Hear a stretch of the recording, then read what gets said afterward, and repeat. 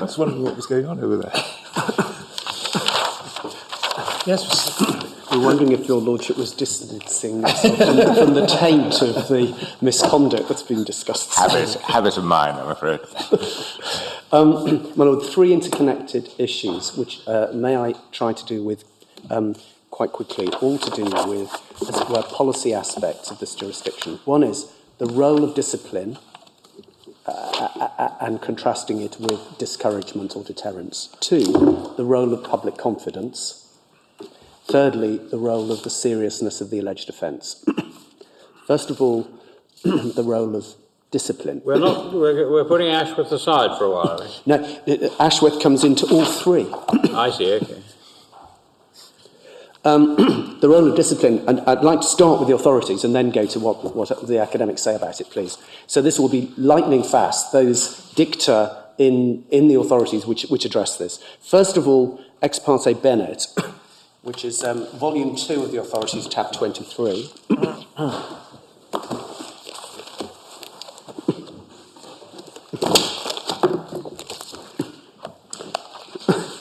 Page 62 at F. Lord Griffiths, the courts, of course, have no power to apply direct discipline to the police or the prosecuting authorities, but they can refuse to allow them to take advantage of abuse of power by regarding their behaviour as an abuse of process and thus preventing the prosecution. 74H.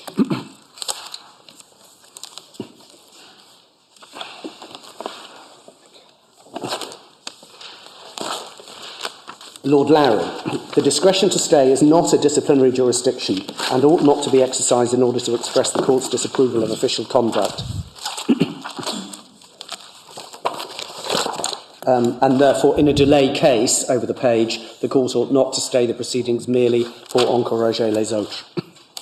But at 77A, Lord Larry adds this. Well, is pour encourager les autres? That's not really discipline, that's deterrence. Yes. And here he seems to be going wider than just saying you can't do it to discipline. He does, but very interestingly, over 2 pages, he says the opposite. 77A, please. If proceedings are stayed when wrongful conduct is proved, the result will not only be a sign of judicial disapproval, but will discourage similar conduct in future, and thus will tend to maintain the purity of the stream of justice. No floodgates argument applies because the executive can stop the flood at source by refraining from impropriety.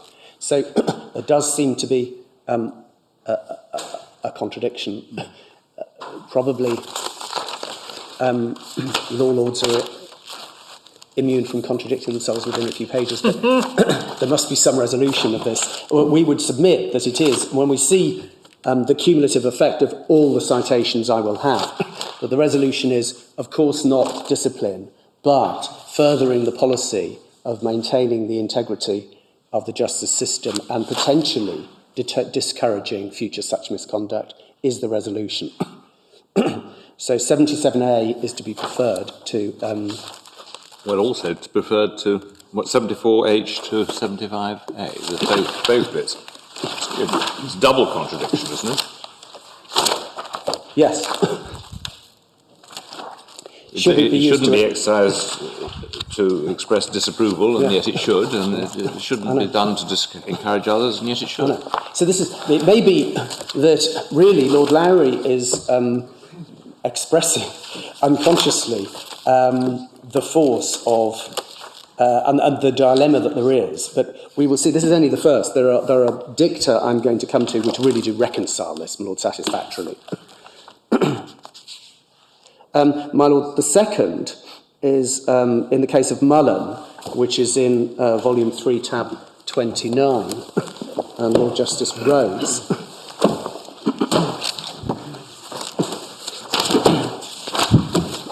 This was the terrorist about whose guilt there was not the slightest doubt, and it was the unlawful abduction case. But 535 at H, just above H. Against that, however, I'm very sorry, I should start at G, the full force of this. This court recognises the immense degree of public revulsion which is quite properly attached to the activities of those who have assisted and furthered the violent operations of the IRA and other terrorist organisations. In the discretionary exercise, great weight must therefore be attached to the nature of the offence involved in this case. Against that, however, the conduct of the security services and police in procuring the unlawful deportation of a defendant in the manner which has been described represents, in the view of this court, a blatant and extremely serious failure to adhere to the rule of law with regard to the production of a defendant for prosecution in the English courts. The need to discourage such conduct on the part of those who are responsible for criminal prosecutions is a matter of public policy to which, as appears from Bennett and Latif, very considerable weight must be attached. And at 536H,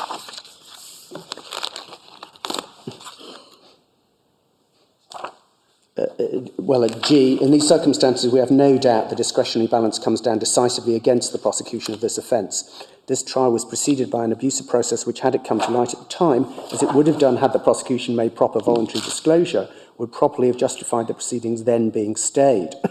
Inasmuch as that discretionary exercise now falls to be carried out, we conclude, by reason of this abusive process, the prosecution and therefore the conviction of the defendant were unlawful.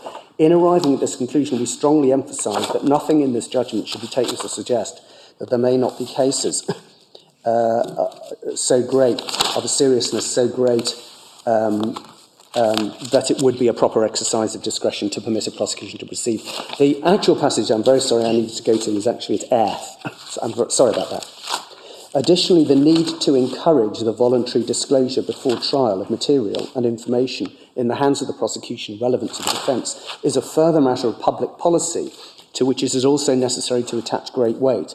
Omission to make such disclosure clearly is a matter to be taken into account in the exercise of this court's discretion following a conviction. So policies can be advanced by the granting of a stay, which are salutary and proper.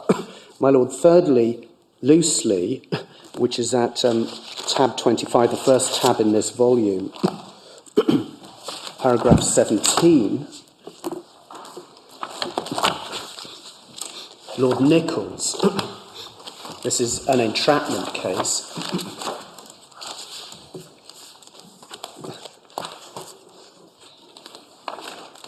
I should add that when ordering a stay and refusing to let a prosecution continue, the court is not seeking to exercise discipline. Sorry, page what?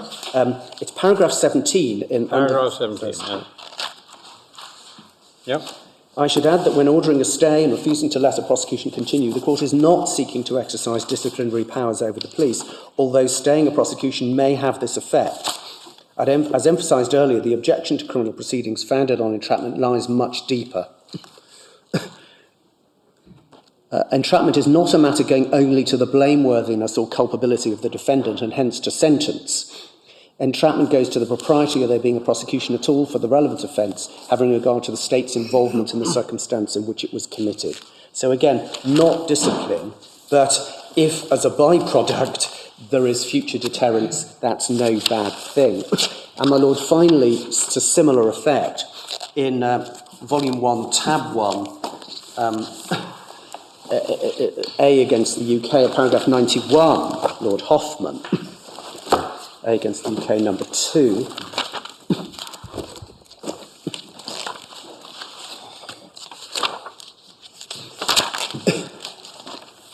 Paragraph 91, please, my Lord.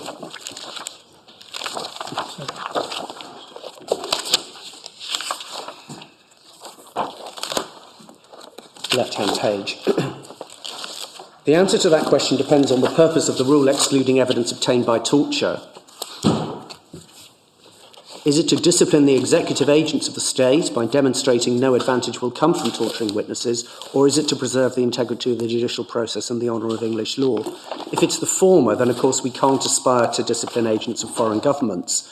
Their tortures would accept with indifference the possibility that their work may be rejected by an English court. If it's the latter, then the rule must exclude statements obtained by torture anywhere, since the stain attaching to such evidence will defile an English court, whatever the nationality of the torturer. I have no doubt that the purpose of the rule is not to discipline the executive, although this may be an incidental consequence. It is to uphold the integrity of the administration of justice. Now, Lord, those sentiments are echoed in the academics. Professor Ashworth first, please, at tab 59 in volume 6.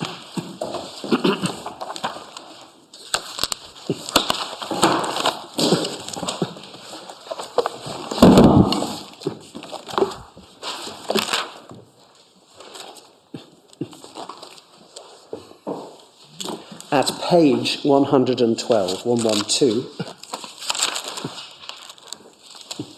Sorry, what's the date of this? What is the date of this, my lord? It's a collection of essays in 2003. The page? It's page 112, and the heading is the deterrent or disciplinary rationale. Now, I'm not going to read out the whole of that paragraph, but perhaps the bottom 8 or 10 lines, really doubting the basis for thinking there would be any effect of deterrence. There is some relevant research evidence, but in many situations the inquiry will be speculative. It must be said the prospects of deterrence are not necessarily high. Police officers may believe that their conduct may go unnoticed. Defendant will plead guilty anyway. Thus, critics of the deterrent rationale might argue its focus purely on the consequences of excluding the evidence fails adequately to mark the wrong done through the breach of fundamental rights. So that's doubting whether deterrence can really play any part, which is consistent with the authorities. Next tab, my lord, Professor Chu, which is a 2008 textbook, page 107 to 109.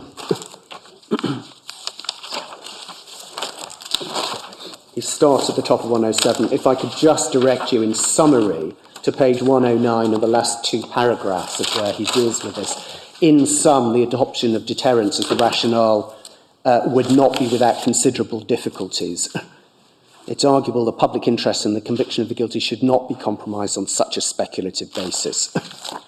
Sorry, I'm lost. Page 109, my lord. First paragraph, first full paragraph. Yeah. In this case, deterrence would involve prosecution of the police. Precisely. I mean, it just seems it's absolutely obvious. Nobody who could be disciplined is before a court. And, my lord, as Professor Chu rightly says, and we've seen from the authorities, the beginning of that second paragraph, in any event, one thing that's been made clear is that deterrence is not to be regarded as a rationale, or at least the primary rationale for a stay, before the courts of England and Wales.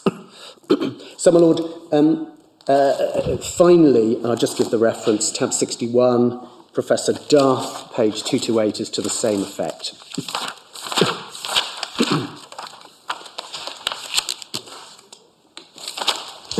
228 and 229.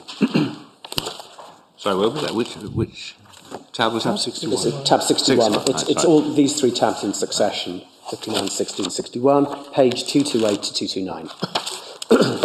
So, my lord, that's deterrence, but deterrence, discipline, no part of the rationale, though incidental salutary discouragement of future similar misconduct is recognised as a proper, as it were, knock-on effect in appropriate cases of a stay being granted. That's the reconciliation we submit of the authorities. The second issue, public confidence, deal with more shortly. Professor Ashworth, at tab 59, going back again, page 111, the public confidence thesis. And, my lord, all those questions that were raised in submission and questions from my lords before lunch are raised there. How do you measure public confidence? And the reference to the Canadian Charter of Rights, which actually incorporates that kind of test, the long-term values of informed members of the community. So, in summary, my lord, it points to the dangers of being able to ascertain public views and really dismissing this as a test. Now, we don't go that far, my lord. I stand by what I said before the adjournment. that expressing the matter in terms of public outrage and the public conscience, whilst useful, can't be the central test. But if one rephrases it as public confidence in the integrity of the system, that is a useful tool because it may be damaged one way, it may be damaged the other. By granting a stay or refusing a stay, it can be damaged. So where does Professor Ashworth leave it? I mean, I've just read to rely on public opinion as a benchmark is unwise. To refer to the danger of bringing the criminal justice into disrepute is no better. I mean, what does he think's a good way of doing it? I haven't got there yet. Oh, well, my lord, he upholds the whole title of the essay, going back, my lord, 2 pages, is Exploring the Integrity Principle in Evidence and Procedure. I know. And he examines the so-called integrity principle and marginally prefers what he calls a rights-centred approach, but only marginally. And really, the next 2 writers we're talking about... So we don't get anything out of him at all? I mean, you don't... A right-centred approach, where's that? Well, it's at the conclusion of his whole essay, Lord. I see, all right. I cannot... I'm not sure why we've gone to it. Well, we've gone to it, Lord, because this was the second issue we were discussing before lunch, and I'm giving you simply the references to the 2 academics who address it and explain its limitations. Professor Chu, at the next tab 60, does the same at pages 111 to 113. Well, rejecting public confidence. Yes, and considering, I mean, it is at length, my lord, it's 2.5 pages of dense academic writing.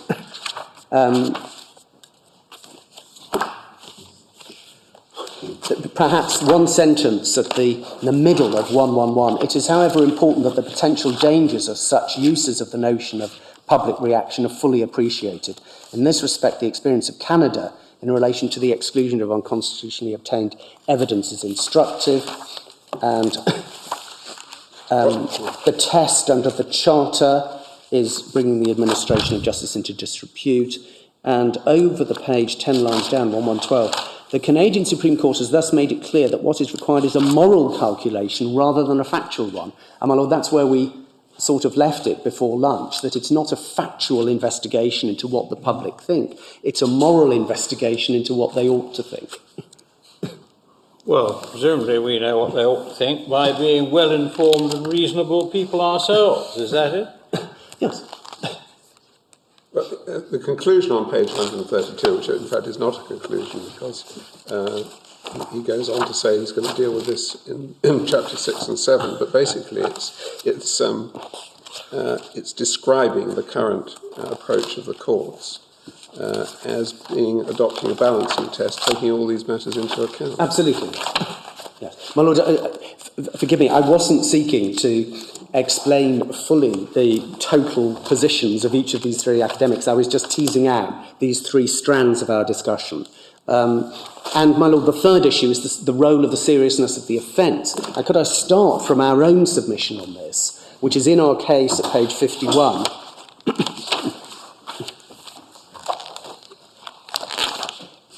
The top paragraph in our case, page 51.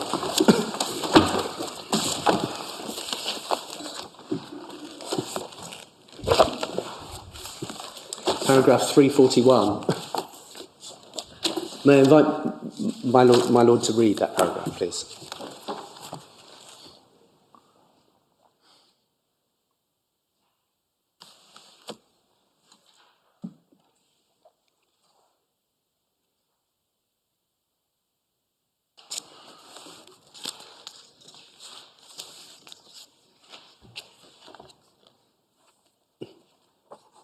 Well, not how I read that bit from Lord Stane in whatever that case was.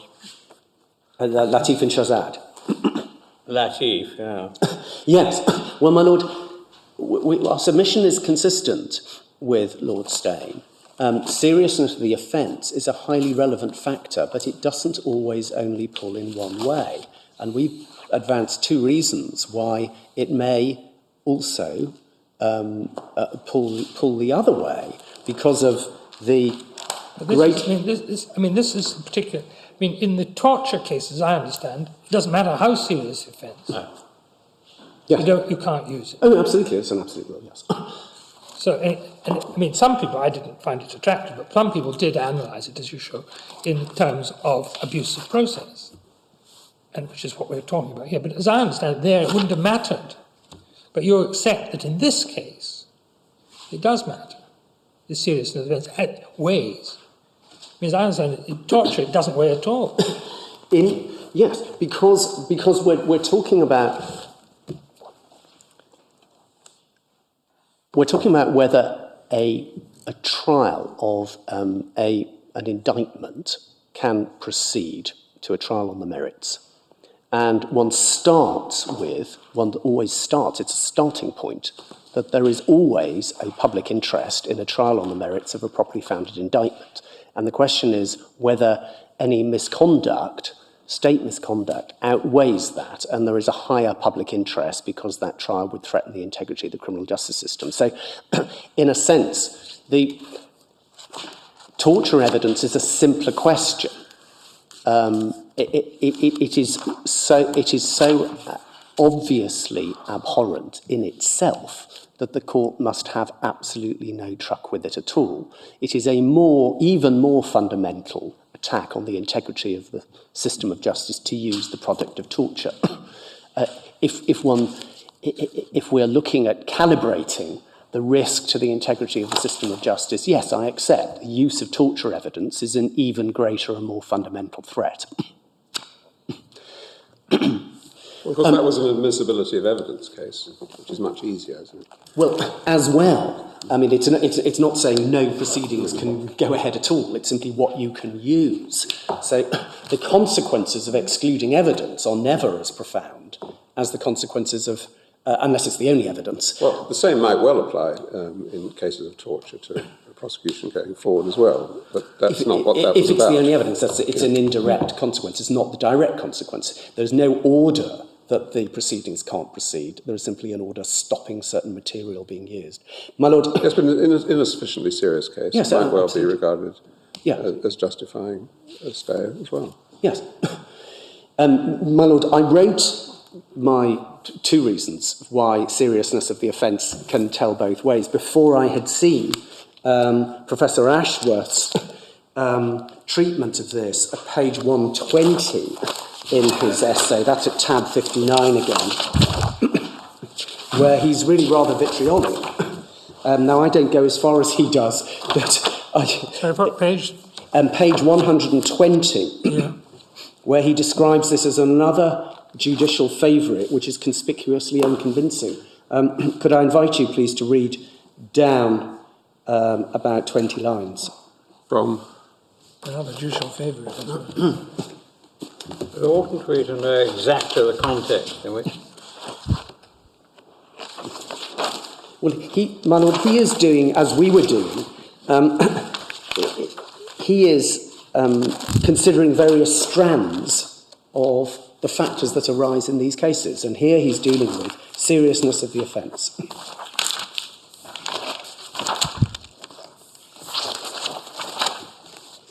I think I may have the wrong page. It's 120, Lord.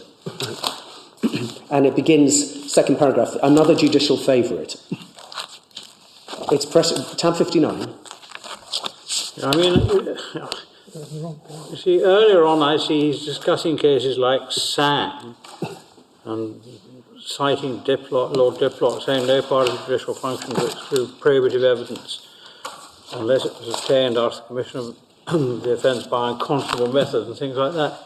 I mean, are we talking here about the same sort of case as ours? I don't know. Yes, my Lord, his title is Exploring the Integrity Principle in Evidence and Procedure, and he brings together the role of misconduct in A, potentially excluding evidence, which is its product, and B, the grant of a stay on Bennett-type grounds. And those, why they're dealt with together is they involve integrity, questions of integrity, as he would say.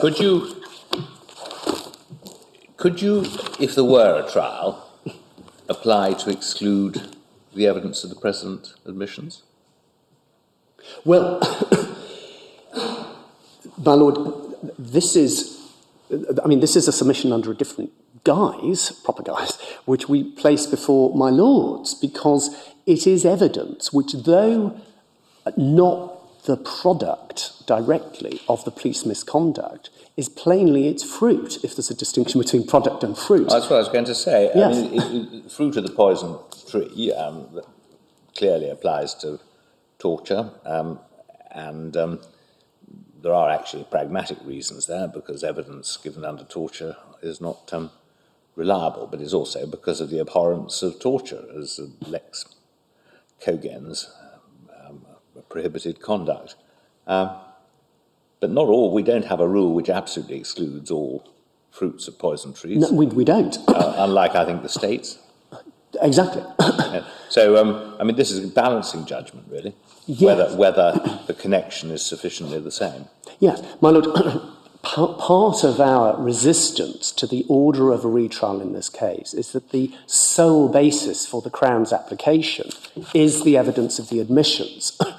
And we submit that whilst it is not produced by and directly tainted by the kind of perjury and conspiracy that we've seen of the police, it is nevertheless its product, because Mr. Maxwell would not have been in the situation where he did so confess, but for his unsafe and unlawful conviction. And it is fanciful to think that he would have confessed as he did to the prison authorities. Well, he wouldn't have been in prison at all, to any police officer or anyone, if he hadn't been subjected to this injustice. And in a sense, whether guilty or innocent, an unsafe conviction is an injustice. But how far does it go? I mean, if you wrongly arrest someone for a motoring offence, and while he's in police custody in the cells, he says to his neighbouring prisoner, well, they got me for the wrong thing, actually. I murdered my wife last night. Well, I mean, he shouldn't have been there, but for the fact that he was wrongly arrested, he wouldn't have been in the police holding cell. But you clearly couldn't exclude that. No. I mean, even if you say, look, well, they got me for the wrong thing because I actually burgled Fred Smith last night. At a trial based on such an admission, there could be an objection. It wouldn't get very far under Section 78 of the Police and Criminal Evidence Act that it was unfair to admit the confession. And my lord, the complete answer would be twofold, really. Well, why is this case different? In that case, there's the obvious disproportion between the illegality of the arrest and the immensity of the admission, which obviously relative to it is spontaneous. That's the first distinction. And secondly, that's comparing the resulting evidence with the misconduct. But secondly, the actual arrest, maybe the officer had suspicion but not reasonable suspicion, I mean, is truly, the illegality is truly technical.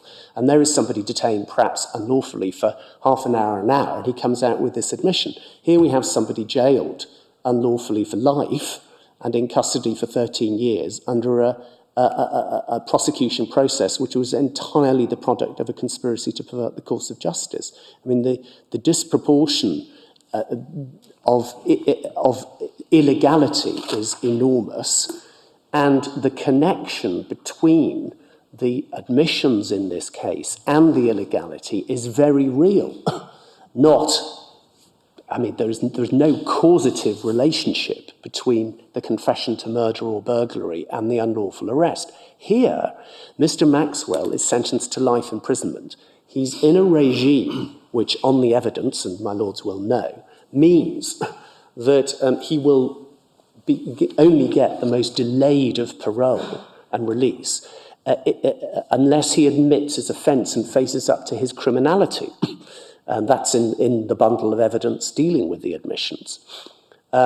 He needs to ingratiate himself with the authorities, there is an obvious incentive for him to confess. Whether truthfully or not, I confess, I'm rather coldly putting that to one side, but there is obviously an incentive for him to confess.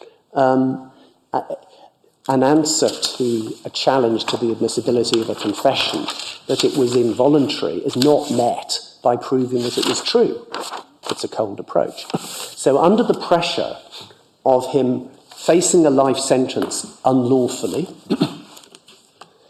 and under the pressure, predictably for such a dishonest chap as Mr. Maxwell is, under the pressure of facing a life sentence at all, he seeks a reference to the Criminal Cases Review Commission on a basis which involves him mitigating his guilt but accepting enough and trying to get himself his conviction reduced to manslaughter.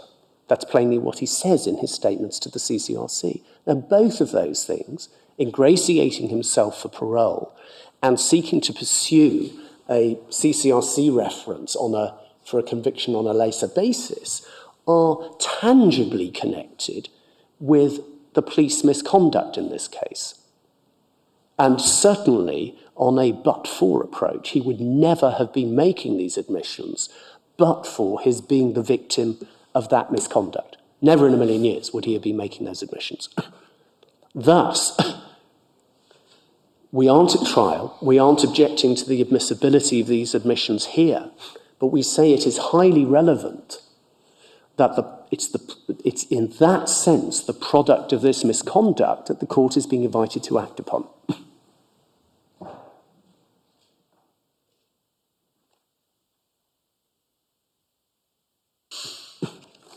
Right. But you do accept as a balancing exercise, do you? The gravity of the offence plays some role in this? It does. It does. But it does a number of things.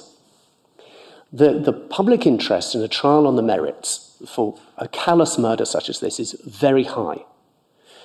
But the public interest in ensuring well, what exactly is the public interest? I mean, you say that. I mean, what exactly in this case is the public interest? Well, it has a number of facets and they must be weighed against each other because these are all different public interests. There isn't any one public interest. But we start, as I've conceded, I hope properly, the first position is there is a strong public interest in a trial on the merits of an offence alleged such as this on prima facie evidence. That's right. But there is also a public interest in the integrity of the criminal justice system. And really, Lord Steyn in Latif puts it in those ways. He says there's a public interest one way, a public interest. Let me just go back to your first one. Yes. The public interest in having this trial is to decide what? Is it to decide whether he's guilty or not? He's been in jail for 12 years, so it's not so much a question of punishing him, it seems to me. Well, my lord, I'm in danger of turning into a devil's advocate, but may I make yet another concession? There is, in principle, a public interest in attributing guilt to so that's what we're talking a person who's responsible, if it's proven, for such a murder. Yeah, so that's the... I think that's probably the essence of it, and of course, therefore, convicting the guilty where it's proven. But I think it's deeper than that. It's in attributing responsibility. And that's a deep public interest, and a strong one. And it is the stronger where the offence is the more serious. That's the proper role on that side of the equation. But where you get state abuses such as this by the police in the investigation of serious crime, the public interest in other ways is devastated. Because A, you get an unjust conviction obtained on fabricated evidence, and B, you risk the conviction for extremely serious crime of the wrong person. You get guilt being decided by the officers who think they know best, noble cause corruption, and they are basically deciding who is guilty when there is such an effective conspiracy to pervert the course of justice is here. They're taking it away from the jury. They're taking it away from the Crown Prosecution Service and Counsel. They're taking it away from the Court of Appeal. They are deciding. Now, that is absolutely devastating to the public interest. So that's why the public interest, there are public interests. But the latter is what, relevant at the present stage on grounds of deterrence? Or what? One can see that, I mean, if police officers do attribute guilt, that's and fix the system, that's shocking, and even more so if guilty people get convicted. But those aren't a current risk in this case. So is it by extension to other cases that you rely on them? First of all, my lord, on the particular facts of this case, there is no other way in which the rule of law can be vindicated. There are no other mechanisms which have played any part here, disciplining or prosecuting the police officer. Maybe there should be. I mean, I don't know how far you've reported things to the, or anyone's reported things to the, whatever the relevant body is, whether it's the CPS or whether it's the police themselves. There's a... I mean, are you saying you're in a much stronger case because the police haven't been disciplined? Not much stronger, but Any stronger? Yes. Why? Because the rule of law, this whole story is a calculated insult to the rule of law.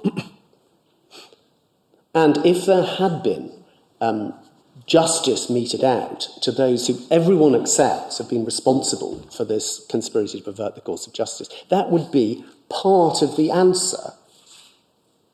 Now, the second answer to my... We don't know why nothing was done. No.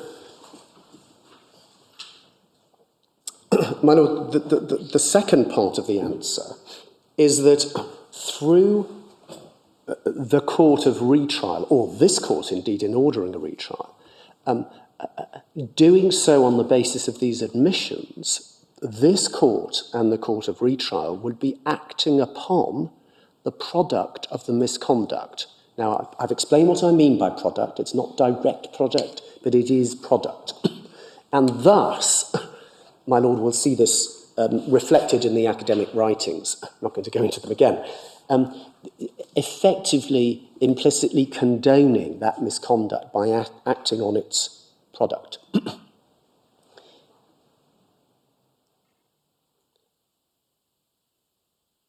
My lord, and thirdly, there are the proper policy objects, which, whilst not the primary concern, would be furthered.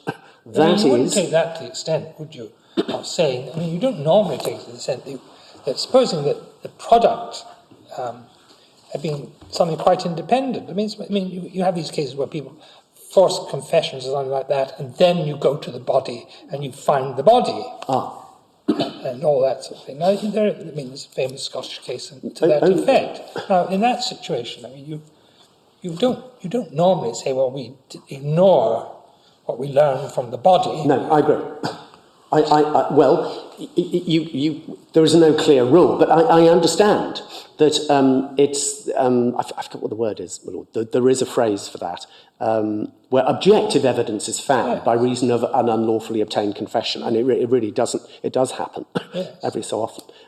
Yes, it would be a strong step to exclude the finding of a body when what has led the police to find it has been an unlawfully obtained confession. But, my lord, I mean, if the confession was the product, well, even if the confession was obtained by torture, in the UK number 2 addresses this, and Lord Hoffman, in that memorable phrase, says it doesn't, the knock-on evidence doesn't have as much of the whiff of the torture chamber about it. So that is admissible. Yeah, well, generally, one would say that it would be admissible. I agree. The Algerians ring up and they say, we've just put this chap through the torture chamber, and he tells us there's a bomb in a lock-up at Baker Street Station. You go to Baker Street Station, you find the bomb, and it's got his fingerprints all over it. Perfectly sound prosecution, yeah? Not on the confession, but on that indirect product. I understand. Of course, you ignore the confession if you do it on the product. I agree. Well, what's wrong? Why is that any different here? Well,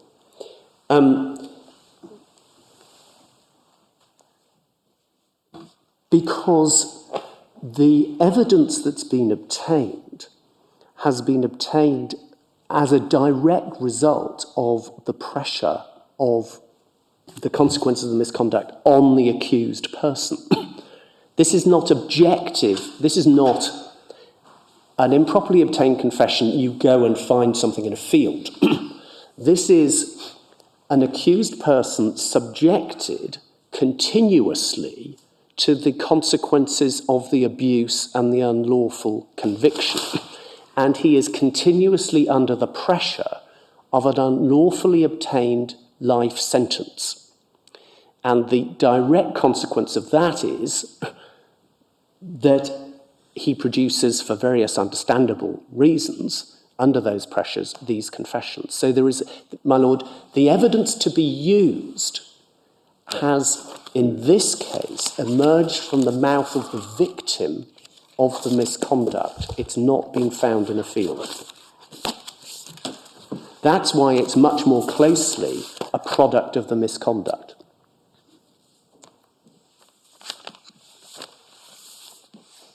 The finding in the field is a result of information which has been obtained unlawfully.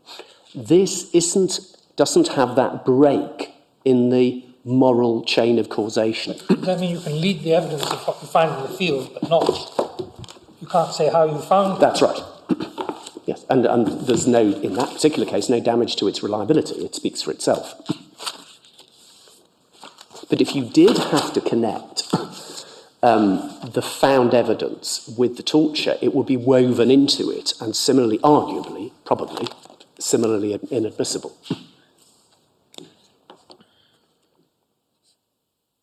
Now, my lord, those were the three strands.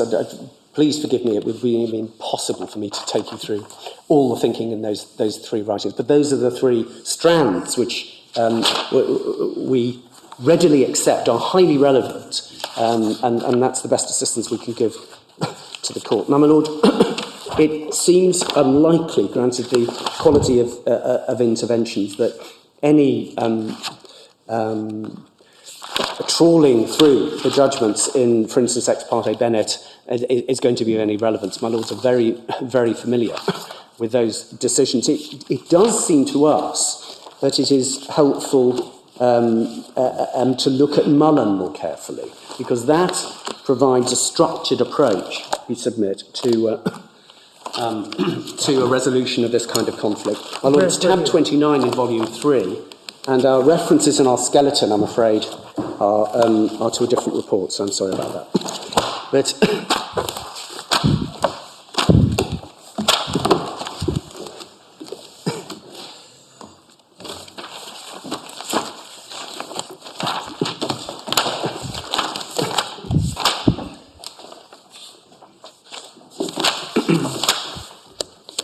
my lord, perhaps looking through the first paragraph of the head note is a helpful introduction.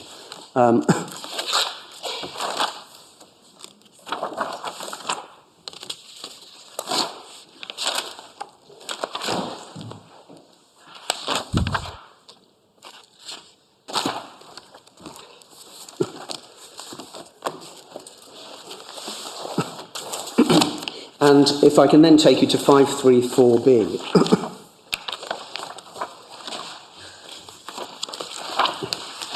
We turn first to consideration of the facts and the balancing exercise identified by Lord Stadion Latif. Having regard to the fact that the defendant, as he now concedes, was properly convicted, this court must approach the exercise of its discretion on a rather different basis from that which would have been appropriate if an application had been made to the trial judge. In particular, there is before this court no question of consideration of the strength of the evidence of the defendant's guilt of the offence charged.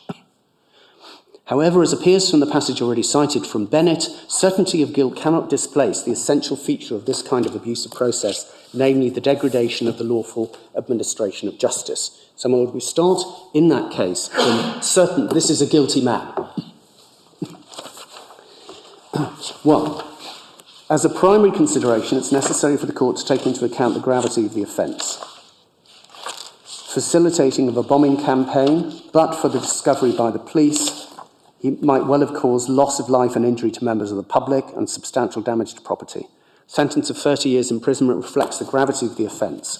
Although not at the very top of the range of seriousness, undeniably is a very high level in that range. Secondly, although the defendant had lent his assistance to an active IRA unit, no evidence to suggest that unless he were at once apprehended and brought back to this country, he would pose, in Zimbabwe or elsewhere, an immediate and continuing security threat to life and property. Once the operation had been thwarted, his activities do not appear to have presented an imminent security threat. My Lord, pausing there, I take that to mean that there is no excuse of imminent threat to security behind the misconduct of the state. Thirdly, it's necessary to consider the nature of the conduct of those involved in the deportation on behalf of the British government. And that is over the page. We can jump all that because it's summarised at E, 535E. In summary, therefore, the British authorities initiated and subsequently assisted in and procured deportation of the defendant by unlawful means, circumstances in which there were specific extradition facilities. In so acting, they were not only encouraging unlawful conduct in Zimbabwe, but also acting in breach of public international law. Finally, the events leading to the deportation as now revealed in the summary to the disclosure were concealed from the defendant until last year. Now, that's a factor, of course, in this case. It wasn't in breach of public international law because weren't the Zimbabwe secret security services involved? Yes. But both were collusively involved. Yeah. Yes. F. In all these circumstances, can it now be said that the conduct of the British authorities in causing the defendant to be deported in the manner in which he was, and in prosecuting him to conviction, was, to use the words of Lord Steyn, so unworthy or shameful that it was an affront to the public conscience to allow the prosecution to proceed? Then the court recognises the immense degree of public revulsion. I've read that to my Lord already. Great weight to the nature of the offence. Against that, blatant and extremely serious failure to adhere to the rule of law. Need to discourage such conduct. Matter of public policy. One can leave out B, C and D and go to E on 536. In these circumstances, the discretion has to be exercised on the basis that, but for the unlawful manner of his deportation, he would not have been in this country to be prosecuted when he was. Real prospect, he would never have been brought to this country at all. Additionally, so a relevant factor, but we submit, of course, not the touchstone here. Additionally, the need to encourage the voluntary disclosure before the trial of material is a further matter of public policy. I've read that, my lords. In these circumstances, we have no doubt that the discretionary balance comes down decisively against the prosecution of this offence. Trial preceded by an abusive process which, had it come to light, as it would have done had the prosecution made proper voluntary disclosure, would properly have justified the proceedings then being stayed. And then the bottom of the page, which I mistakenly read earlier. And, my lord, over the page at E to G, furthermore, though abuse of process, unlike jurisdiction, is a matter calling for a discretion, it seems to us that Bennet-type abuse, where it would be offensive to justice and propriety to try the defendant at all, is different, both from the type of abuse which renders a fair trial impossible and from all other cases where an exercise of judicial discretion is called for. Can I just invite my lord to read to the bottom to G?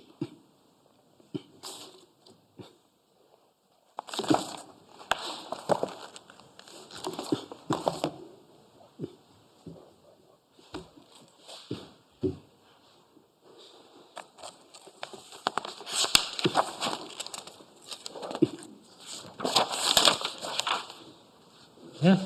So, my lord, that is an example, we submit, of an impeccable setting out of the strands which go into this exercise of jurisdiction. And as my lord has seen, no doubt about his guilt, gravity of the offence, nature of the misconduct, it's being concealed, and assessing the degree of public revulsion about the seriousness of the offence, but then assessing the wider public policies of discouraging such conduct and encouraging proper disclosure. You say it was or wasn't relevant that he'd actually served, whatever, 11 years or so? My lord, that's not mentioned in the judgments, and we submit it is irrelevant because they're talking about... It is relevant or irrelevant? Irrelevant. because there he had, was he still serving his sentence? I just asked rhetorically. This is quashing the conviction on criteria which are the same as the grant of a stay. As the court readily says, if this material had been open at trial, then the trial judge would have granted a stay.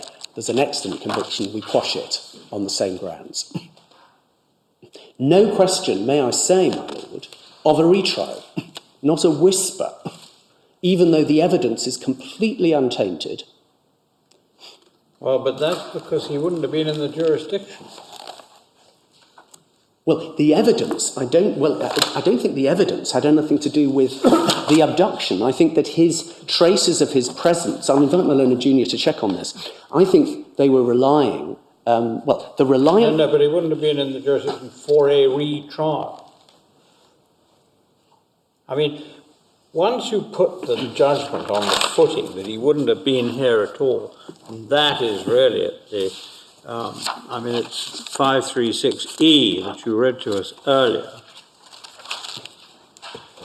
The discretion has to be exercised on the basis, but for the unlawful manner of his deportation, he wouldn't have been in this country to be prosecuted when he was, and there was a real prosecution. He'd never been brought to this country at all. So it would be quite illogical, having then quashed, to order a retrial.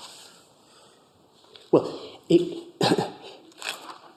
it is no less illogical to order a retrial in this case, we submit, in the face of material which would have justified a stay at trial.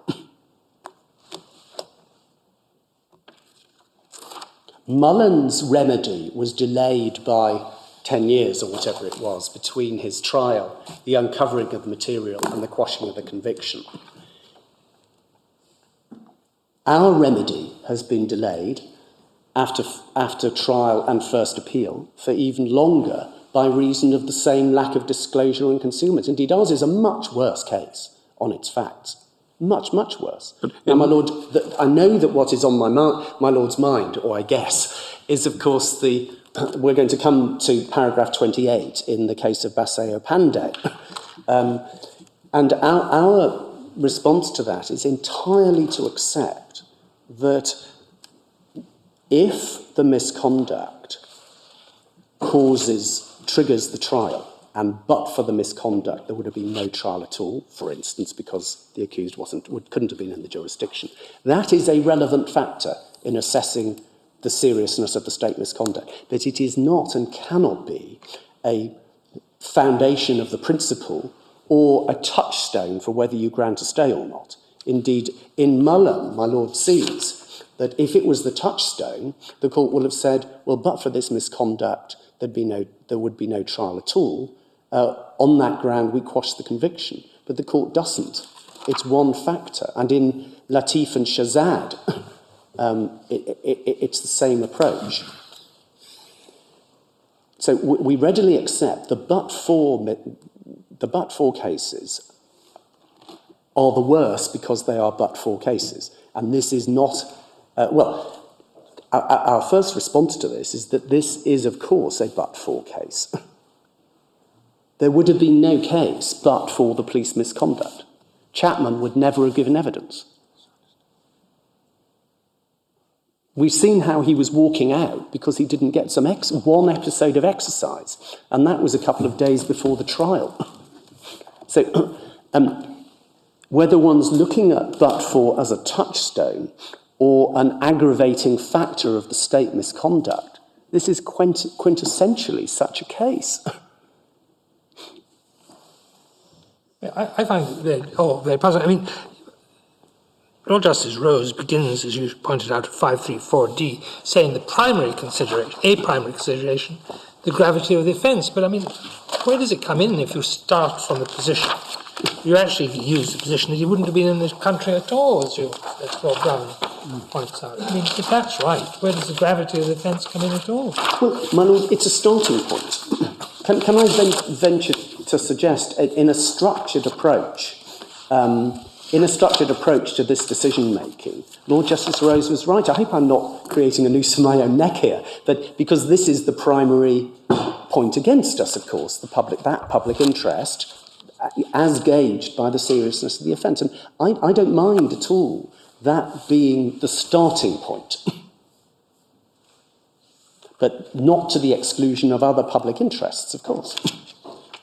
But my lord, critically, and this was one of the serious errors of the Court of Appeal in, it seems, contrasting this case with the but-for cases. But that was really quite wrong. There could have been no prosecution without Chapman's evidence. And there would have been no Chapman's evidence but for all his privileged treatment, all his being protected from criminal prosecution. That's why they dropped the Jennings case, for fear of upsetting him. No Chapman evidence but for his expectation of reward. When he was registered as an informant, his motivation was recorded. This wasn't disclosed, of course, but his motivation was recorded as being financial gain. Your real point is, though, that there could be no prosecution now but for the admissions, isn't it? Because, yes. I mean, let's suppose there had been no prosecution because Chapman wasn't willing to come forward in the 1990s. That would be of no relevance at all if there had been some admissions which enabled a prosecution now. Yes, sir. But you therefore have to say, it's but for all that went before, we wouldn't have had those admissions. Well, I agree, but I think we have to take it at a consistent time. In Mullen, clearly a but-for case, you're looking at the start of the prosecution at trial. Now, could there have been a trial at all but for the misconduct? Plainly no. Now here, we look at the beginning of our trial, indeed we look at our being charged. The Crown Prosecution Service, as we point out in our case, had advised in February 1997 that there was insufficient evidence to prosecute. And then came, in April 1997, Chapman's 4, 5, 6 witness statements at the beginning of April, 10th, 11th, 12th, 16th of April, surrounded by this privileged mistreatment, and of course after his expectation of reward in December 1996 had been created.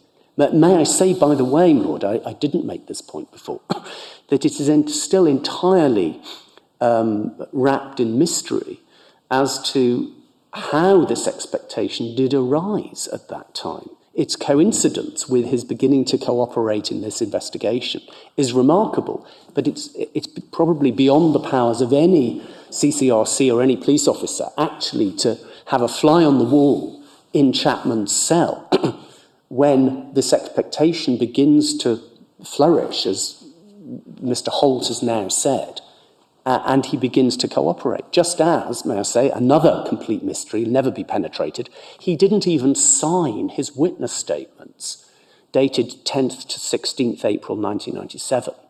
Although the statements served on the defence are dated those dates, the CCRC report reveals he refused to sign them for another 2 weeks. And that's concealed. We can't, in this case, even trust the dates on the witness statements, because it is now clear, I'll give my lord the reference. No, I've got the reference in our case. He didn't sign them for another 2 weeks because he was bargaining away to get immunity from prosecution.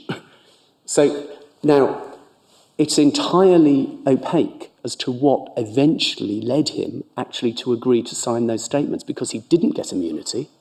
He was insisting on immunity.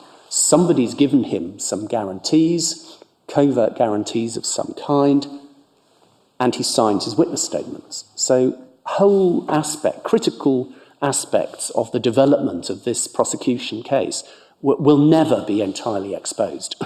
Something must have happened to change Chapman's mind and make him cooperate. So, Lord, I'm sorry, in answer to my Lord Mance, I think we have to put the current state of the evidence to one side. There wouldn't have even been an arrest and charge of Mr. Maxwell in April 1997, but for Chapman's witness statements from 10th to 16th April 1997. By the way, we were arrested before he'd actually signed them, but he'd made them. there wouldn't have been an arrest and charge and prosecution at all but for the mistreatment of Chapman. And there would have been no trial without the concealment of his privileged treatment, the money being given to him, and there would have been no conviction. Indeed, there would have been a stay, but for the perjury of the police and Chapman at trial.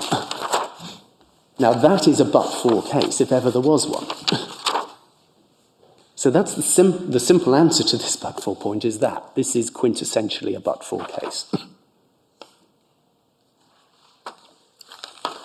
But my Lord has seen, and perhaps I needn't go into it, we give 14 reasons why you cannot confine this jurisdiction exclusively to but-for cases.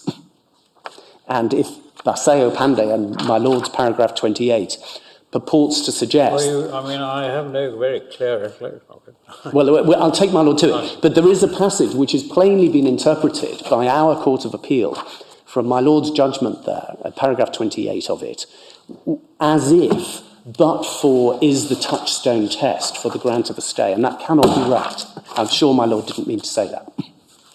Maybe we should have a look at that. Indeed. Just before we leave this, I don't know how important this is, but you make a point in your case of saying that this is not a discretionary exercise. And I noticed that in a number of places, Lord Justice Rose does refer to it as such, and indeed I think in some of the other authorities as well. Is this a point you're persisting with? My Lord, it is. It's a dusty corner of our case, and I've already gone past it, but I'm grateful that my Lord brings it up, because we face the fact that everywhere, including in Grant, including in Latif and Shazad, including in Ex parte Bennett, this is consistently described as an exercise of discretion. We submit that is a misnomer, and Lord Diplock in Hunter is right. And we draw the analogy with another so-called discretion, which is frequently wrongly so-called, and that is the discretion to exclude, so-called discretion, to exclude evidence under Section 78. If the evidence is going to have a fundamental impact on the fairness of the trial, the court must exclude. It's not a matter of discretion. So this is a matter of assessment and judgment, difficult as it is and balancing as it is, but it's not discretion, and I do persist in that. What practical difference does it make? I'm very sorry. What practical difference does it make? Well, my Lord, it could have an effect on the standard of review on appeal. Well, I thought the trend of recent authorities was that if it is a matter of assessment, one adopts very similar principles to cases of discretion. Yes, and my Lord may have in mind a judgment last week of Lord Neuberger, the Master of the Rolls, in a case called Flood against the Times. No, I have in mind Lord Hoffman in, I think, a patents case, and various cases. He's also said, he said it in Lord Nichols has said it in various things involving children, because the same thing, they talk about discretion as to custody or access or whatever it is, and it's been said time and again, it's not discretion, it's a matter of judgment based on a range of factors, and as Lord Collins says, it's been said that equally that is a difficult thing to review, and for a Court of Appeal should hesitate before going in. So I'm not sure how far it takes. So, my Lord, I was asked what impact it may have. If it doesn't have an impact on the standard of review on appeal, then all we're doing is clarifying language, although that in itself may not be a bad thing. But it may have no actual impact on the result, either at first instance or on appeal. G&G was probably a judgment case. We discussed it in some CMR case in the Lords, didn't we? And there was a passage of the then Master of the Rolls in a case called Assicuratsi Generale, which quotes from a previous judgment of my own, in fact. No, my Lord, I remember that. Yes, I've forgotten what the House of Lords case is now. I gave the judgment in it, but I can't remember. That's on cases where the decision is based on assessment of witnesses.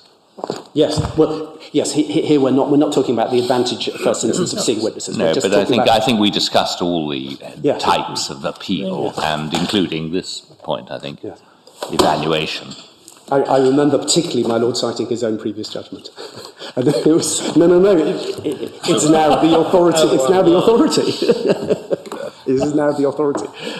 I remember. It's a judicial weakness. Well, when you're right, my lord, it's forgivable. Right.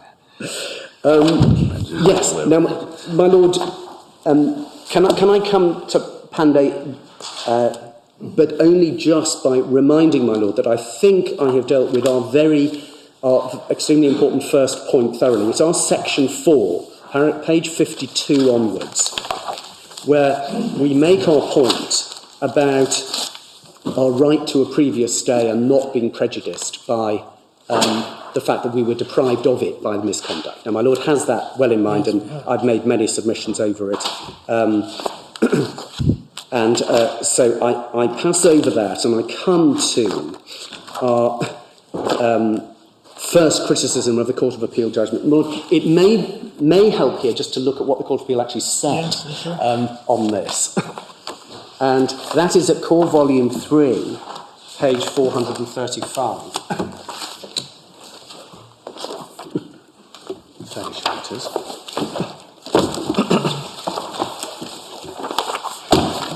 I'm sorry it's not separate. No, I'm very sorry. That's the old decision. It's the beginning of some volume 2, page 330. That's it. It should be separate tab, my lord. I'm sorry. It's 2 at page 330.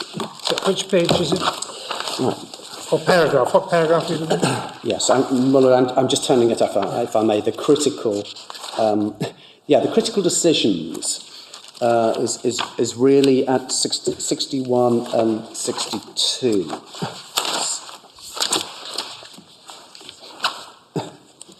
Really 62.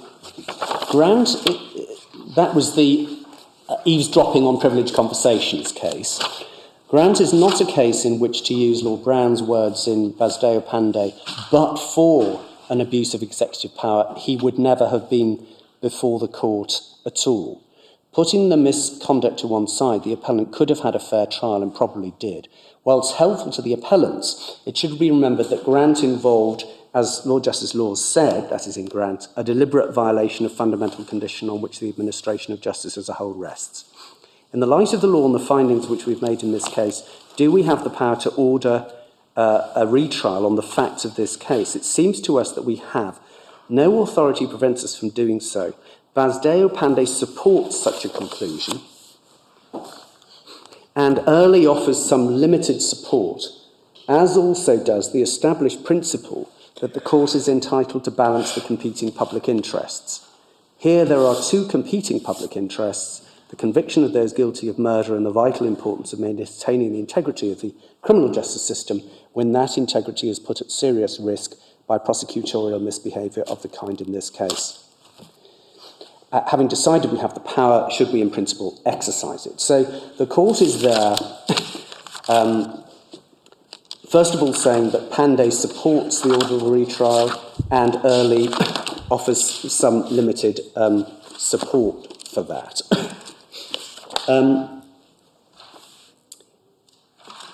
Lord,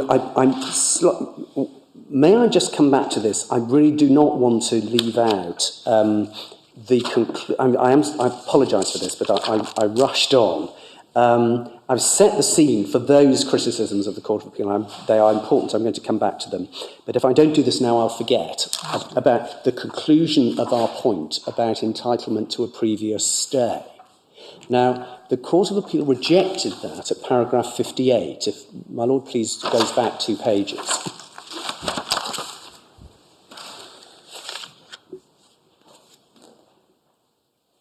Now that's, forgive me.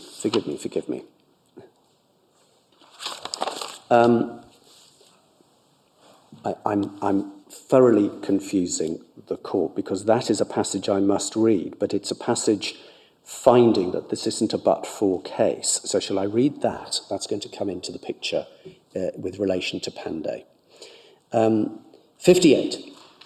It was submitted on behalf of the appellants that but for the abuse, they would never have been before the court at all.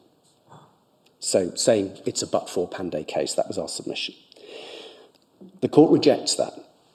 That if there had been full and honest disclosure of how Chapman had been treated, the appellants would have been sent for trial and thus before a court. Indeed, it is likely there would have been a trial unless the court concluded that in the light of the disclosed inducements, the evidence of Chapman should be excluded, or unless the disclosed unlawful activities of the police officers would have led the court to say that it would be an affront to the public conscience to allow the prosecution to proceed.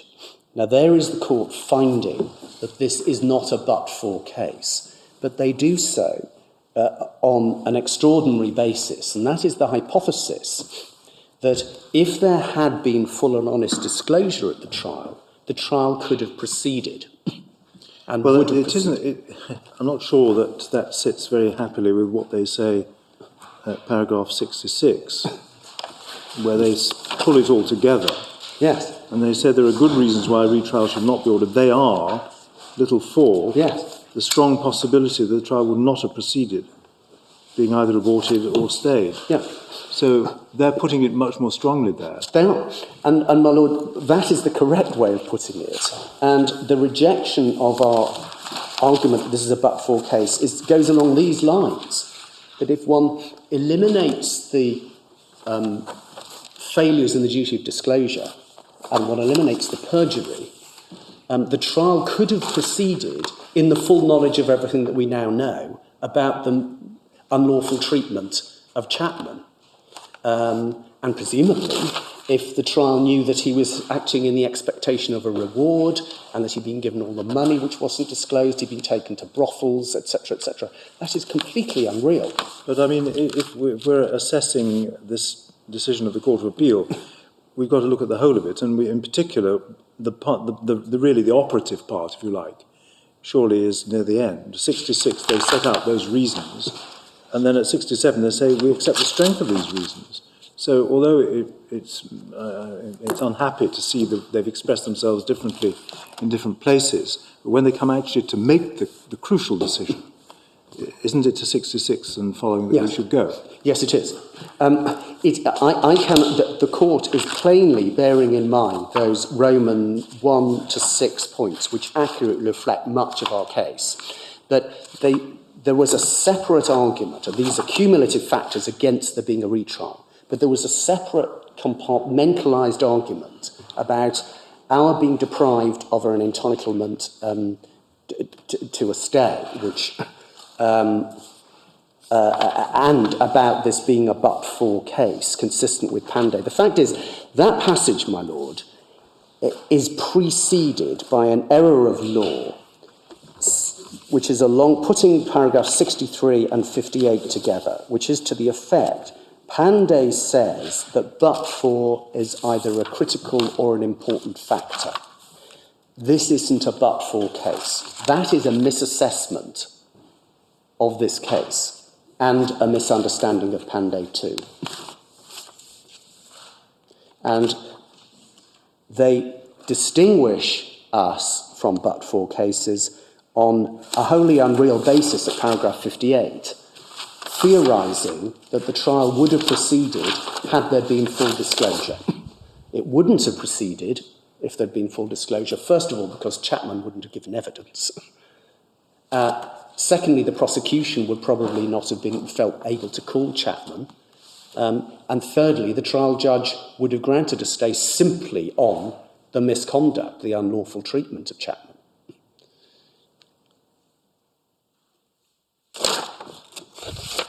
So, paragraph 66 sets out... Is that because there was no other evidence? That's right. There was other evidence, but it was all simply supporting Chapman. There could not... The police needed, the prosecution needed Chapman. Oh, yes. But, I mean, supposing they hadn't needed him, in that situation, would the prosecution been able to go ahead, despite the misconduct? Well, that would... The trial judge, had there been sufficient information for the defence to apply for a stay, the trial judge would have had to have assessed the misconduct in light of the fact that there was other untainted evidence. And that would be a factor in favour of it proceeding to trial, possibly.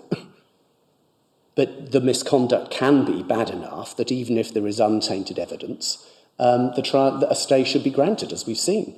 even though the misconduct has no impact on the evidence at all, as in Mullen and indeed Bennett, a stay is granted because, and this is the critical thing, and this is, if I may say so, the unspoken premise at the heart of my learned friend's approach to this case. He says, look, this retrial is not tainted by the state misconduct because look at the evidence we're relying on. It has nothing to do with the police misconduct.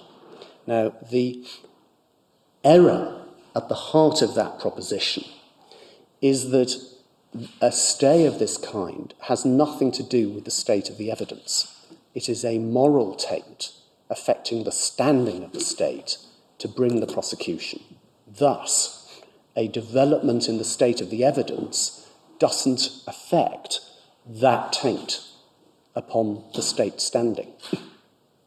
And so when my learned friend relies on the Canadian case of Reagan and talks about perpetuating the taint as part of the test, by the way, something the academics reject and which has never been adopted in any other jurisdiction and has never been argued before any court here and not argued before the Court of Appeal. The assumption behind that approach to this appeal is that the taint is only in relation to tainted evidence. So all the state has to do is come up with untainted evidence. The slate is wiped clean. The fact that the state has behaved so dreadfully is simply overridden by the fact, well, here we have some new evidence, and presumably, logically, they could keep on doing that. And the court never takes cognizance of and acts upon its duty to preserve the integrity of the criminal justice system. That's the defect, that's the thrust of my learned friend's argument, and that's its central defect, we submit. Now, my Lord, I'm very, very sorry that I had really confused myself. What I'm trying to do is make sure I've dealt with this previous stay argument, which is very annoying. You make sure you've dealt with it, and then it keeps on coming back, and I'm not dealing with it. Then I want to deal with these. Well, you take your own course. May I just do that? Because I think I can complete that point very, very quickly.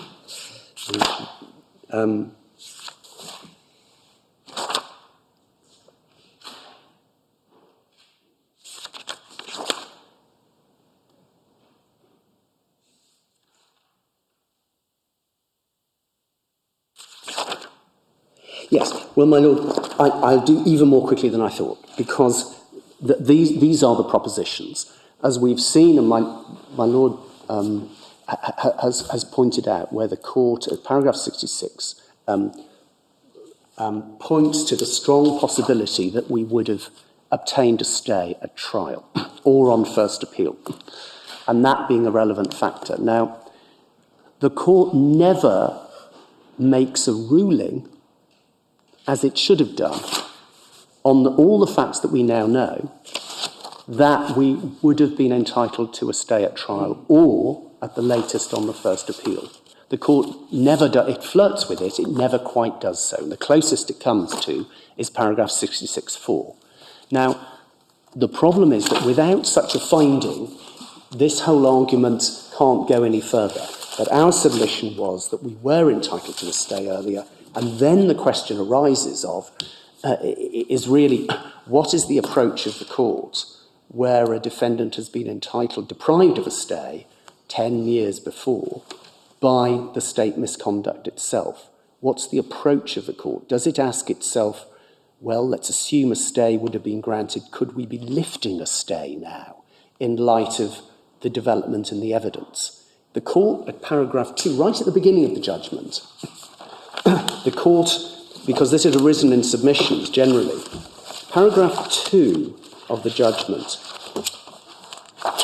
a similar issue could arise in other circumstances. For instance, if a court had entered a stay on the grounds of serious executive or prosecutorial misconduct, and an application is made to lift the stay and order a retrial. The court never really grapples with this point. And we submit it should have done, and it should have ruled that we were entitled to a stay then, and then asked itself, well, Where does that leave us? Surely, we submit, the court should have said, this is a very potent barrier to a retrial, because the accused should not be prejudiced by his being deprived of the opportunity for a stay so long ago.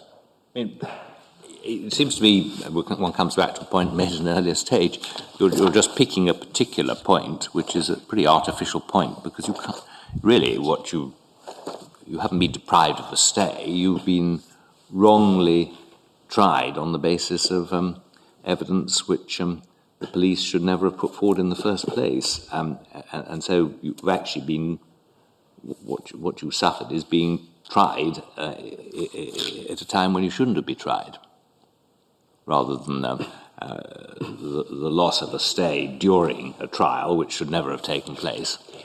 I understand. Our response to that, my lord, is this is worse than where we shouldn't have been tried. This is worse than simply being prosecuted on evidence that has been fabricated. Let us say it's been fabricated by a member of the public involving no state misconduct at all. Now, we shouldn't have been tried on that, but it's not the fault of the state, and we wouldn't have got a stay. This is worse than a case where we shouldn't have been prosecuted at all. We shouldn't have been prosecuted at all because of state misconduct. So we were entitled to a stay is a very potent remedy and a very highly exceptional remedy. So it's worse than the example my lord was giving. Can I come to Pandey and Virgil? Because we've seen how the Court of Appeal have found that it supported the order for a retrial here. And it's at tab 12 in volume 2.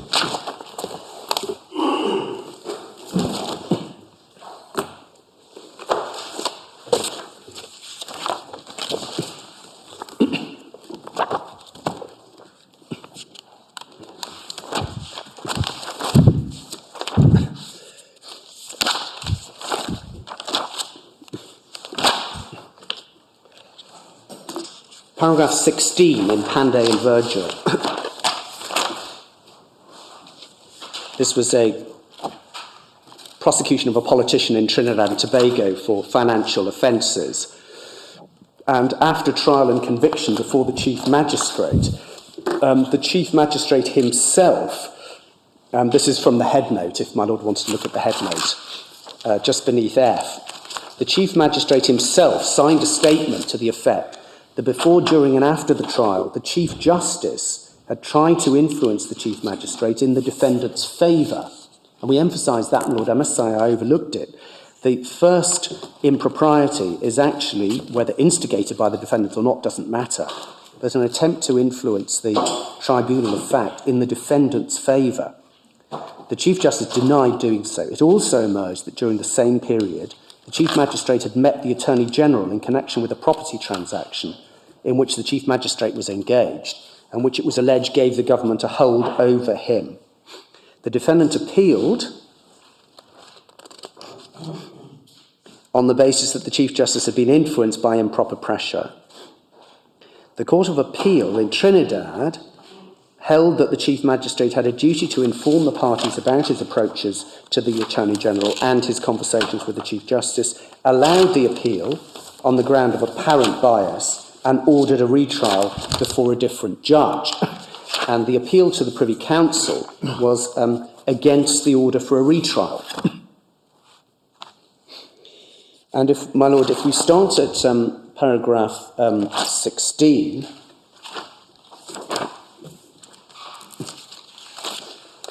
the defendant's appeal against eviction was allowed on the ground of apparent bias. And there's a reference to the Chief Justice's statement, conversations with the Chief Justice, seeking to influence him in the defendant's favour. Court of Appeal, paragraph 17, found apparent bias was made out. Paragraph 18, all that said, it's appropriate to record that apparent bias is as far as the judgment went. Court of Appeal expressly made no finding of actual bias on the magistrate's part.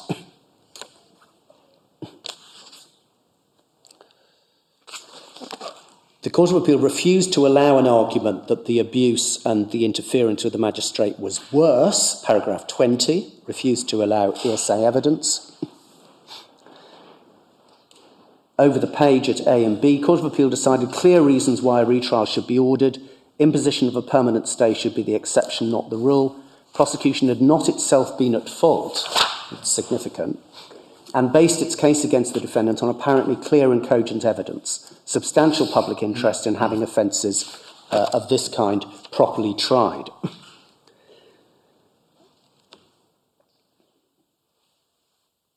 The appeal to the Privy Council, at paragraph 21, advanced by Mr. Clayton, was to the effect that the further evidence should have been admitted, that it would have caused a permanent stay to have been granted,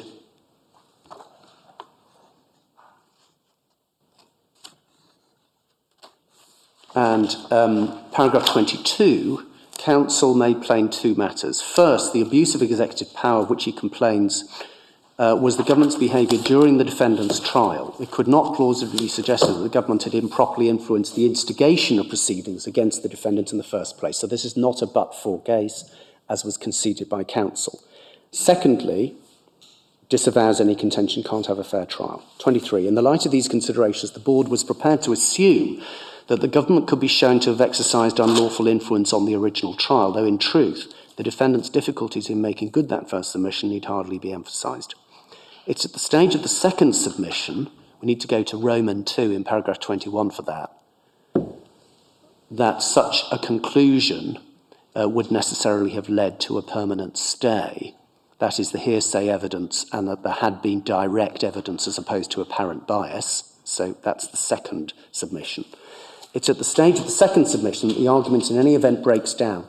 The board simply cannot recognise in this case, even on the assumption made, an abuse of executive power akin to that established in Bennett, such as to call for a permanent stay. It's necessary at this stage to look at the Bennett principle in one or two of the cases. And then Bennett is cited, and then 26, Mullen, and in paragraph 27, Latif and Loosely. 28, this is the paragraph cited by our Court of Appeal. It will readily be seen that the factor common to all these cases, indeed the central consideration underlying the entire principle, is that the various situations in question all involve the defendant standing trial, when but for an abuse of executive power, he would never have been before the court at all. In the wrongful extradition cases, the defendant ought properly not to have been within the jurisdiction. Only a violation of the rule of law had brought him here. Similarly, in the entrapment cases, the defendant only committed the offence because the enforcement officer wrongly incited him to do so. True, in both situations a fair trial could take place, but given that there should have been no trial at all, the imperative consideration became the vindication of the rule of law.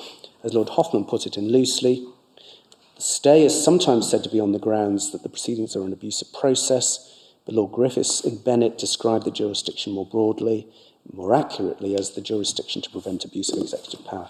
That principle simply has no application here. This defendant has quite rightly had his conviction quashed, a fortiori. That would have been the appropriate result had he established not merely apparent bias, but actual bias. But the quashing of the conviction restores the defendant to the position he was in before the unfair trial. Why should his success gain him immunity from what is conceded to be the position he now faces under the Court of Appeal's order, a fair trial upon charges properly brought? Now, it's paragraph 28, which seems to have led the Court of Appeal to hold either that there is a but-for imperative, that if it's not a but-for case, then a stay can't be granted because it's fundamental to the principle, or that but-for is a highly relevant factor in assessing the state misconduct. Now, we've seen our response to that. First of all, this is quintessentially a but-for case, in the sense that disposes of all of this, and the court wrongly rejected that. But we submit, if it is thought that in law, but-for is a requirement for the exercise of this jurisdiction, then we submit there are very many reasons. We list 14 of them from paragraph 526 onwards in our case, why that cannot be right. And the decision on Pandey on its facts is plainly justifiable. it's very respectfully say so without causing any offence. Part of the misconduct was to help the defendant, and it was passing, and it simply wasn't a serious enough case. But the first of our reasons is that there is no hint in Connolly and Lord Devlin's statement there that oppression is limited to but-for cases. Secondly, Hunter and Lord Diplock, in the passage we've cited, rejects any preconceived categorisation in this jurisdiction. Thirdly, Ex parte Bennett was, of course, a but-for case, and there are references to that being a factor in the decision. But Lord Griffith's judgment and Lord Lowry's judgment as well is plainly very much wider than that. Fourthly, Latif, which is cited immediately before paragraph 28 in Pandey and Virgil, was not considered or rejected on the basis that it wasn't a but-for case. Lord Steyne weighed the seriousness of the state misconduct on its merits, not because it wasn't a but-for case, and he goes on simply because the conduct wasn't so unworthy or shameful, is the famous phrase. He could, Lord Steyne, have rejected the Latif appeal on a but-for principle, but he doesn't do so. F. Mullen, as we've seen, the court there certainly bears in mind that it was a but-for abduction into the jurisdiction case, but considers it as part of a whole network of factors in effectively granting a stay or quashing the conviction. Loosely does not support a but-for approach. Loosely, and in the entrapment cases, moves away from that as the test in entrapment cases, and moves away from the predisposition of the accused. H, we submit there would be an unacceptable anomaly in adopting this as a touchstone test or principle, because the whole origin of this jurisdiction is abuse within the process, in the trial process itself, in cases which were proceeding anyway. And the but-for cases are actually a development from that jurisdiction. So,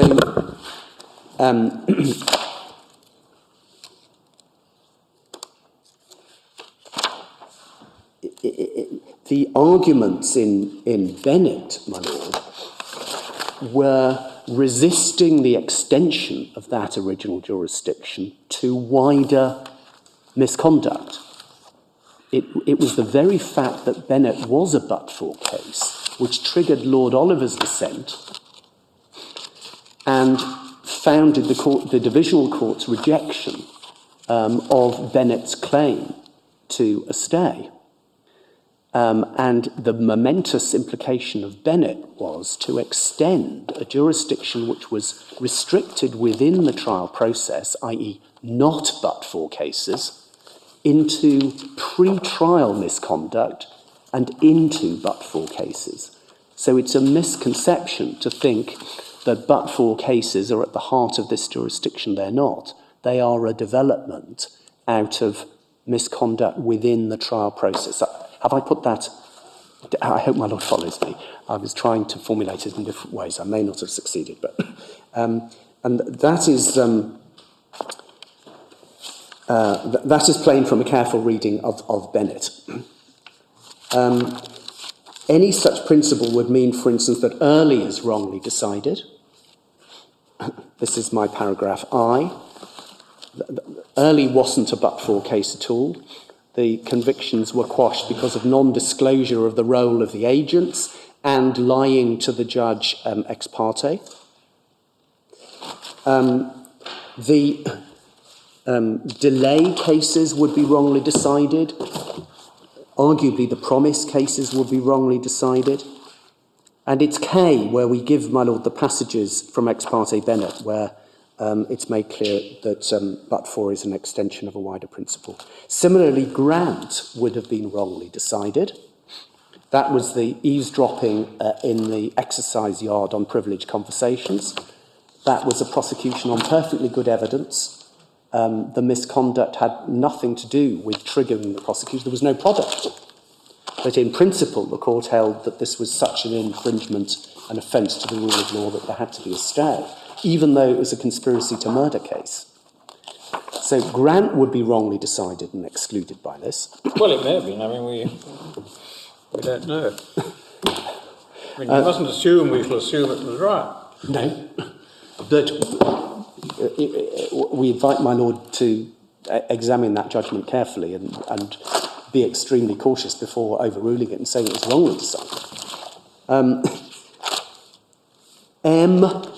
There is a lot of misconduct we submit which one could postulate, which isn't but for, which is a lot worse than misconduct which does trigger a prosecution, and it would be quite anomalous to exclude one simply on the basis of that barrier.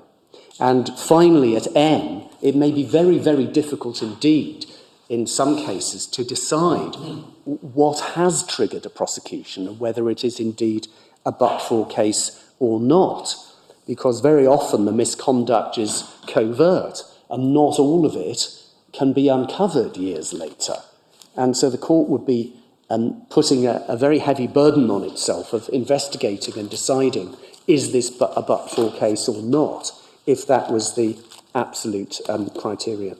And my Lord, finally, but not least, from my learned friend's case, it does not look as if they are seeking to suggest that but-for is a touchstone test. There is no hint in his case that he wishes to support any such distinction. But I repeat that relevant, yes, but not a decisive distinction. My Lord, the second finding that we have seen by the Court of Appeal is that Erling supports the order for a retrial. Early offers some limited support, as the Court of Appeal said at paragraph 63. Now, my Lord, Early is at volume 2, tab 19, and it's a complicated case because so many appeals were heard together. But we can go fairly quickly to the core passage which the court placed some reliance on for this purpose. So it's tab 19, volume 2. And in passing, that whole passage at paragraph 10 of Lord Justice Rose is critical here because it places the greatest weight upon deceiving a court, there only the trial judge, under the cover of ex parte proceedings, lying to a judge. And so that's worth looking at. Judges can only make decisions and counsel can only act and advise on the basis of the information with which they are provided. The integrity of our system of criminal trial depends on judges being able to rely on what they are told by counsel, and on counsel being able to rely on what they are told by each other. This is particularly crucial in relation to disclosure and public interest immunity hearings. Accordingly, prosecution counsel conceded that the defendants were entitled to assume full disclosure had been made. He also rightly accepted that the defendant who pleaded guilty at an early stage should not, if adequate disclosure had not by then been made, be in a worse position than a defendant who, as a consequence of the argument for a stay, benefits from further disclosure.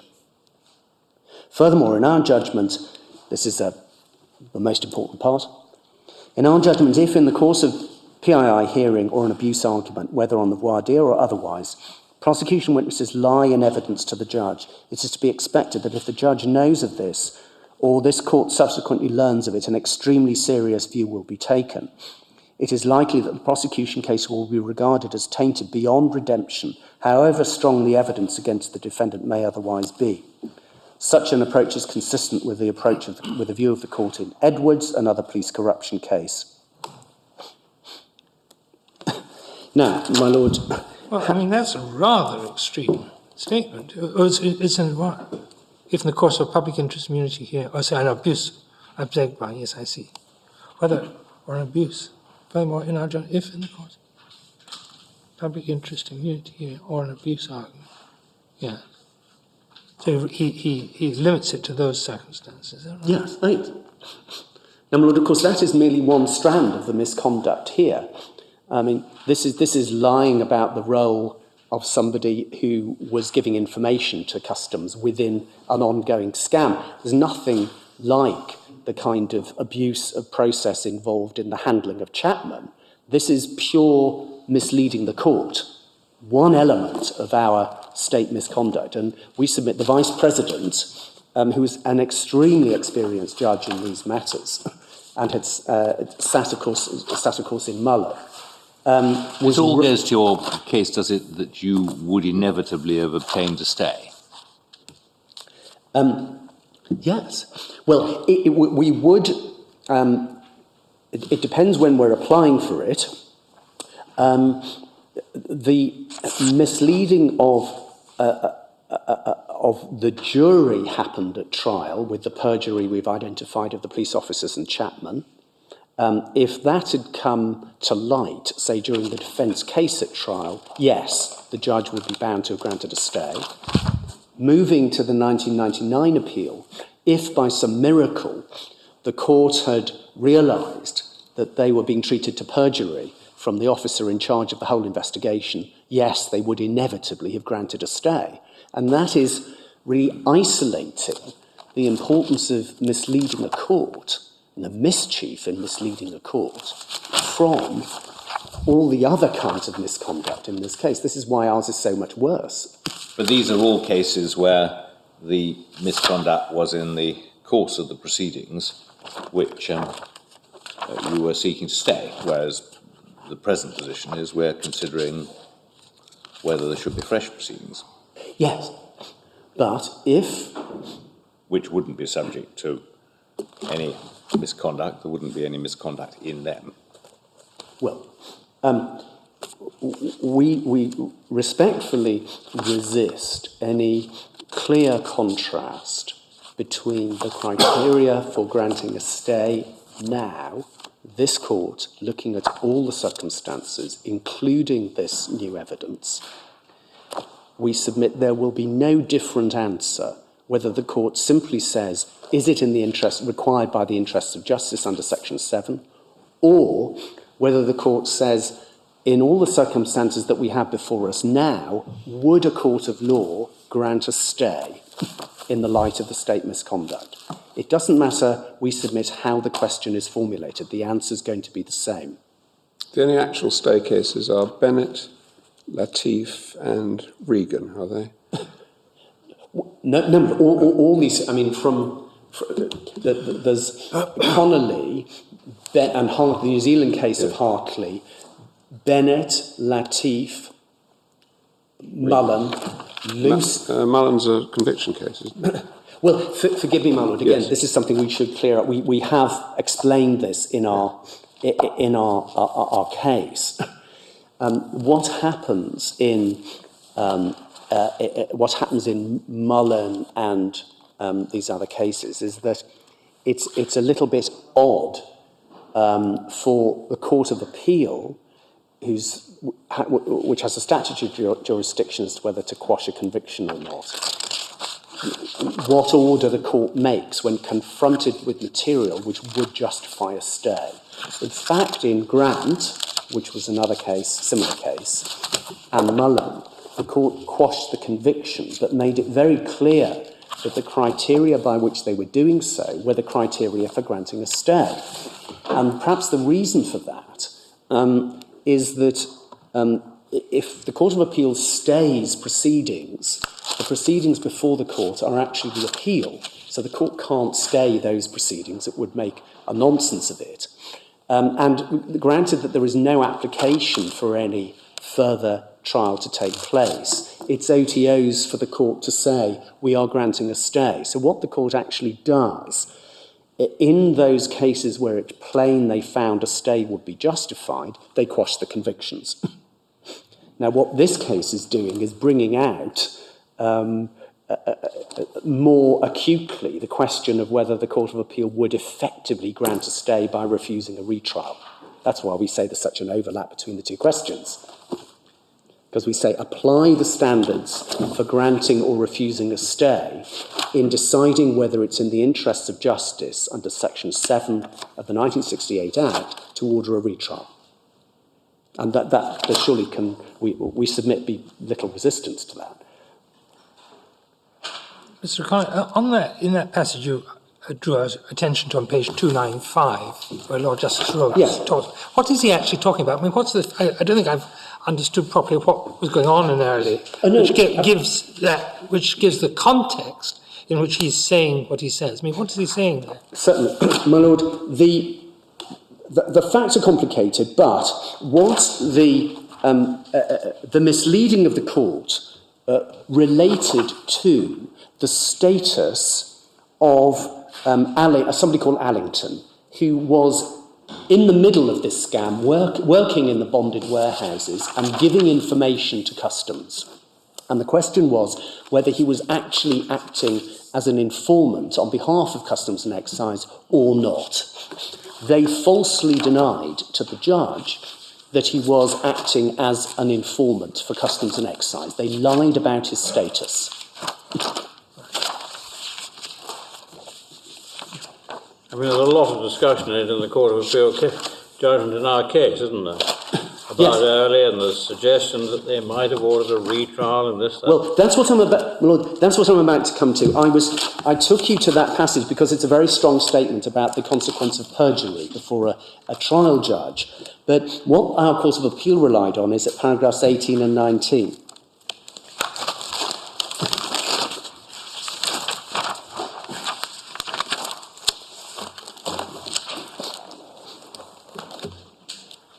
Paragraph 18, and this can be added to the policy issues that I put before. Paragraph 18, it's a matter of crucial importance to the administration of justice that prosecuting authorities make full relevant disclosure prior to trial, and that prosecuting authorities should not be encouraged to make inadequate disclosure with a view to defendants pleading guilty.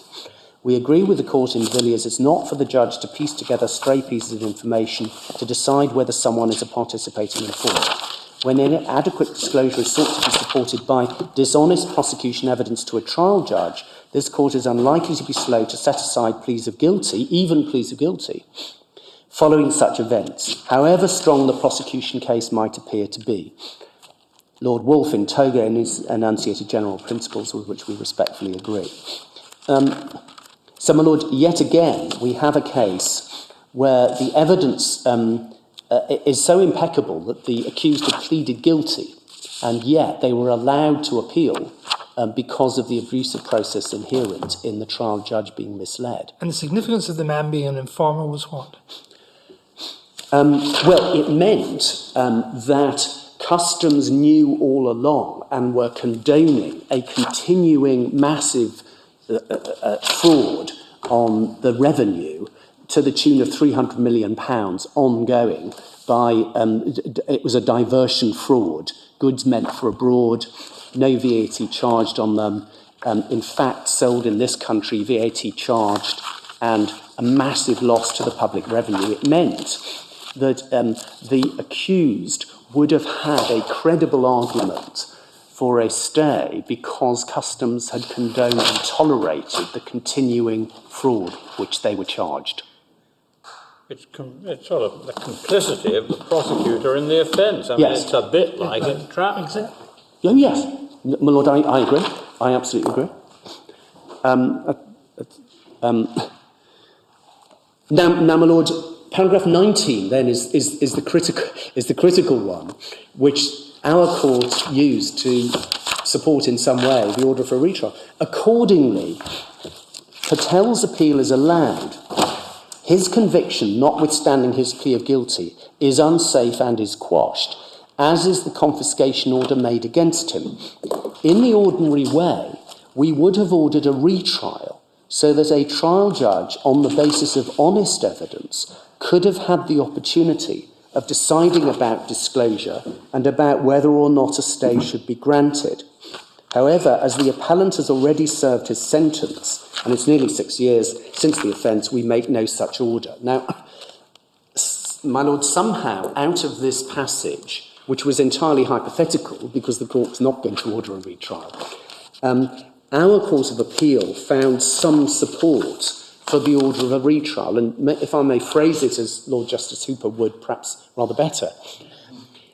What his real point was, in argument, look at this abuse, yet the court seems to have been prepared to contemplate ordering a retrial.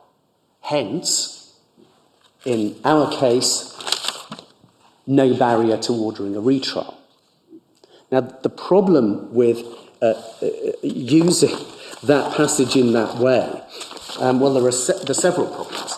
First of all, plainly, the court had already decided that it wasn't going to order a retrial on discretion grounds anyway. And secondly, the court was plainly taking a step back and saying, we are not going to resolve the question of whether a stay should be granted or not. And they are really saying we could have referred this to a retrial and left it to the retrial judge on all the information, presumably more than the Court of Appeal would have had, as to whether a retrial should proceed or whether a stay should be granted. On what ground grant a stay? On the ground that? Well, on the grounds of prosecutorial misconduct, the Customs and Excise tolerating the continuation it's of the going court. back to that. That's right. So it's not. Or worse, because the court plainly there may have been more information available to the trial judge later than was available to the court. It was an incredibly serious case where the revenue were virtually running this bonded warehouse. Yes, they were. And its ramifications were quite extraordinary. I quite agree. But it would be one thing if the Court of if paragraph 19 had said we would order a retrial but for these, as it were, compassionate grounds. But they don't. They are saying in the normal way, in the ordinary way, we would have referred to the trial judge whether a retrial would proceed or whether a stay should be granted on full disclosure. So this is no support, we submit at all, for our Court of Appeal ordering a retrial in light of our misconduct, because that's not what the Court of Appeal was doing in Early. It was, as it were, referring the question to the trial judge on hopefully fuller information and full disclosure. What it shows is that it's not axiomatic, even in a very serious case, that you order a stay. And if you'd had full disclosure, if you know what the full position is, it may be there wouldn't be a stay. Yes. And there might be said to be an analogy with the present situation. Yes. Well, my lord, all of these cases are very, very fact-intensive, are they not? I mean, how does one compare the public interest in prosecuting a callous murder with the public interest in prosecuting an enormous revenue fraud?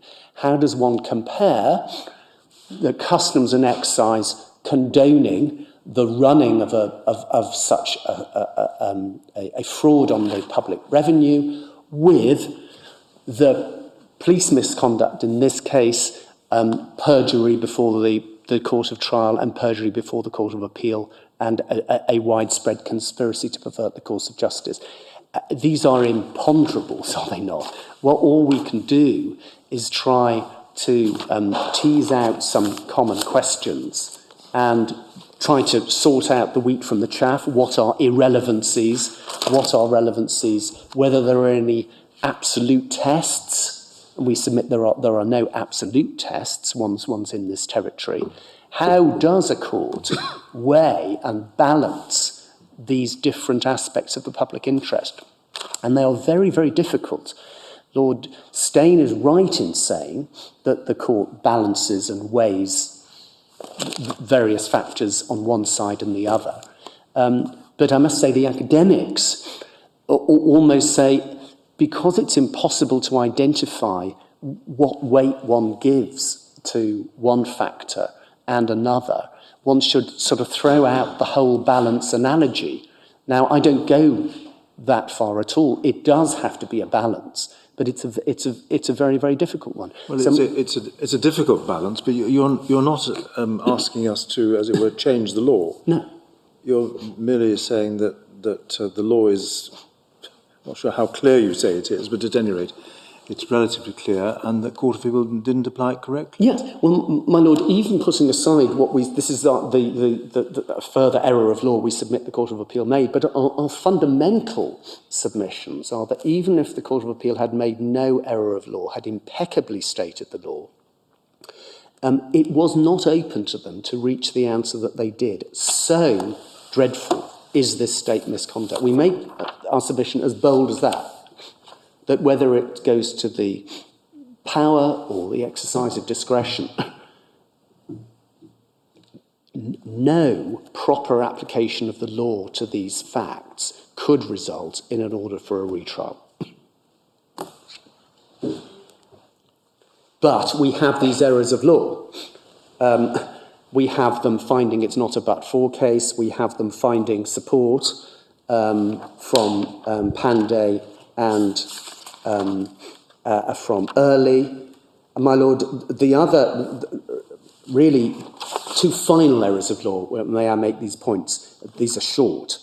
Our Court of Appeal seems to contrast our case with that of Grant. Paragraph 62, the last sentence. Whilst helpful to the appellants, it should be remembered that Grant involved a deliberate violation of a fundamental condition on which the administration of justice as a whole rests. And the sentiment there expressed is that this is not a case involving a deliberate violation of a fundamental condition on which the administration of justice as a whole rests. Well, my lord, this is much more fundamental than Grant.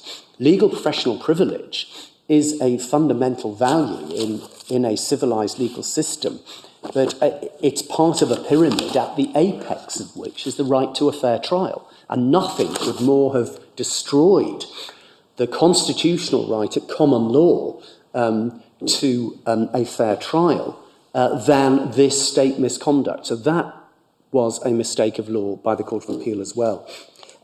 Finally, my lord, the Court at paragraph 65 rejects a submission we made about there not being a reasonable prospect of a fair trial. The Court does so in these terms, paragraph 65. In some cases, no retrial will be ordered because the prosecutorial or executive behaviour has so infected the trial that a fair trial could not now take place. That's the other branch, of course, of abuse of process, where a fair trial can't take place. In our view, if there is to be a retrial, the trial judge can ensure that the prosecution calls no challenged evidence, the reliability of which may be undermined by what the North Yorkshire Police and the CCRC have now discovered. Well, my lord, that is not, we submit, an adequate response to the concern about there being a fair trial. That concern extends well beyond, much more fundamentally, the calling of evidence which is unreliable because of the state misconduct. I wonder, I think that's 4 o'clock, Mr. O'Connor. And then this sounds to me like a point you might want to develop as a little... My lord, may I add to that, but I may well be quicker through considering this. I'm pretty close. I'll finish in half an hour, 3/4 hour. I was about to ask that because I think you've had a little bit more than your share of time so far, but I think we should finish comfortably tomorrow. I'm assured by my learned friend, and I will be very disciplined, more disciplined than I have been today. Not at all. I'm sure you've had lots of encouragement to indiscipline, so that's it. So we'll call a halt there and look forward to hearing you at 10:30 tomorrow morning. Thank you.